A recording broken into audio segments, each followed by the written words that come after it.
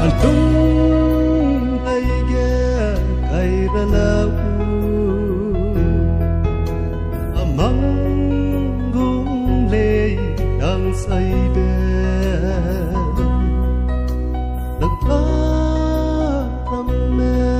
la rele dai nang sao kay kilaw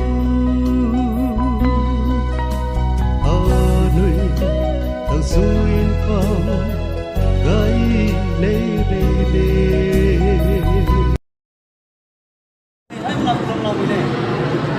nang kilong mau nang ke ta sun mai da nang mong sama pa ke so ai ga ko ma da ka nang mong sama pa ba me sama pa ba me ti da na pa nang te pa ma ko so ge amerika ke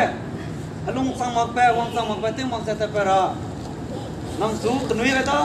ý cái núi này bây giờ hay mà nó từ đây từ giờ nằm xuống cái núi này lên nói nó mỏ ý rất là lâu khu rất là lâu cái pê mi sinh rất là lâu